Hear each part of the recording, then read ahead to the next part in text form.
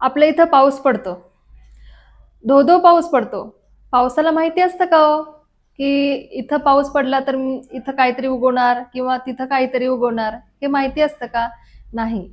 पावसाला काहीच माहिती नसतं. तरीही पाऊस मनसोक्त कोसळून जातो. त्याला जसा जसा कोसळायचा आहे त्याच्या मनसोक्त कोसळून जातो. आपलं आयुष्य पण तसंच आहे. पुढं काय होणार आहे आपल्याला माहिती नाही. तुमच्यातलीच तुमच्यासारखी तुमची मैत्रीण मी रंजना या माझ्या चॅनलमध्ये तुम्हा सर्वांचं मनापासून खूप खूप स्वागत करते. कशा आहात मैत्रिणींनो? मस्त ना? हो, आपल्याला मस्तच राहायचं. कारण ज्यावेळेस आपण मस्त राहू ना, त्यावेळेस आपण आपल्या कुटुंबाची काळजी घेऊ शकू आणि त्यांना आनंदात ठेवू शकू. म्हणून स्वतःची काळजी घ्या आणि आपल्या कुटुंबाला आनंदात ठेवा.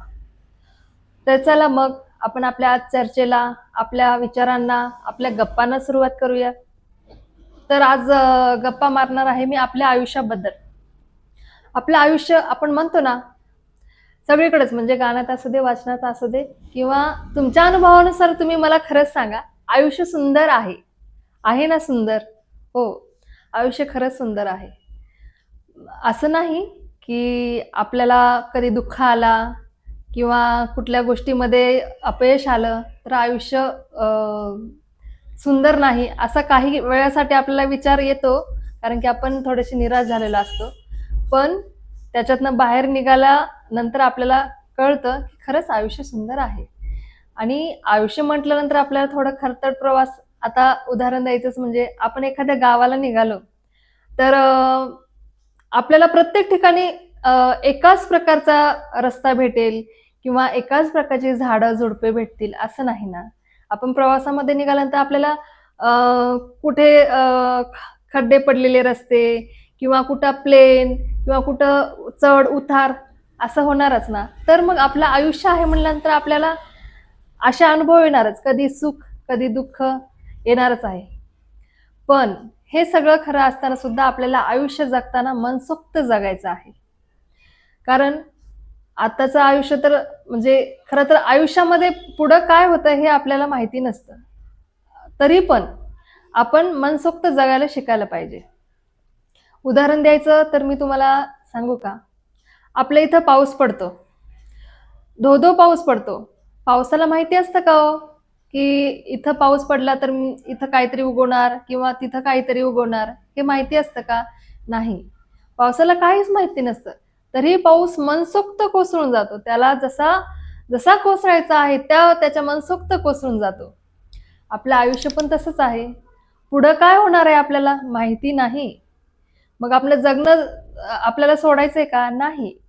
पुढं काहीही होऊ देत. आपल्याला मनसोक्त जगायला शिकायचं आहे. आपलं आयुष्य काय आणि आत्ताच्या युगामध्ये तर आयुष्य किती छोटं झालेलं आहे. म्हणजे आजी-आजोबाच्या काळामधलं आयुष्य 80, 90, 100, 102 या वयोगटापर्यंत म्हणजे त्यांचा नैसर्गिक मृत्यू होता. पण आत्ताचं आपलं आयुष्यमान आहे ते खूप कमी झाले. कारण की आपल्या तब्येतीवरती पण जो म्हणजे जे आपल्याला खाण्यास-पिण्यास जे स्ट्राँग जेवण मिळायला पाहिजे, ते आता नाहीये. कारण की केमिकलयुक्त अन्नामुळे आपण तेवढे स्ट्राँग नाहीये. त्यामुळं आपलं आयुष्यमान कमी झालेलं आहे. त्याचबरोबर अ, आपल्या जे वाहतूक झालेलं आहे, म्हणजे कुठल्या कुठल्या प्रवेशद्वाराद्वारे कुणाला मृत्यू येईल हे माहिती नाही. त्यामुळे आपल्याला जीवन जे आहे, आपल्याला मनसोक्त जगायचं आहे. सुख असू दे, दुःख असू दे, कुठलाही काळ जे काल असू देत, ते काही आपल्याला कायमस्वरूपी राहणार नाही. समजा आपल्या आयुष्यामध्ये दुःख जरी आलं, ते कायमस्वरूपी राहणार नाही किंवा सुख जरी आलं, तर कायमस्वरूपी राहणार नाही. तर आपल्या आयुष्यामध्ये हे येणं-जाणं चालूच राहणार. जसं मी आता सांगितलेलं आहे, चढ-उतार असतात रस्त्याला आपल्या, त्याच प्रकारे आपल्या जीवनामध्ये सुद्धा चढ-उतार किंवा सुख-दुःख हा प्रकार असतोच. म्हणून आपल्याला अ, प्रत्येक वेळेस म्हणजे की माझ्याकडं हेच नाही, तेच नाही किंवा भविष्याचा जास्त विचार करून जे दिवस आहेत ते आपल्याला दुःखात घालवायचे नाही. तर जसा पाऊस कोसळून जातो ना, त्याचप्रमाणे आपल्याला पूर्णपणे प्रयत्न करायचा आहे, की आपलं आयुष्य जे आहे, आपल्याला हसत-खेळत जगायचं आहे. तर हे पावसाच्या उदाहरणाद्वारे मी तुम्हाला सांगते, की आयुष्य खरंच सुंदर आहे आणि तो आपल्याला सुखाने आणि समाधानाने जगायचा प्रयत्न करायचा आहे. त्यामुळं मी ह्या छोट्याशा संदेशासाठी हा व्हिडिओ बनवला. तर हा तुम्हाला माझा जो संदेश आहे मनसोक्त जगण्याचा, हा संदेश तुम्हाला कसा वाटला मला नक्कीच सांगा. माझ्या व्हिडिओबद्दल काही तुम्हाला सुचवायचं असेल ते सुद्धा माझ्या कमेंट बॉक्समध्ये जाऊन सुचवा. आणि त्याचबरोबर माझ्या चॅनलला लाईक, शेअर आणि सबस्क्राईब करायला विसरू नका. धन्यवाद.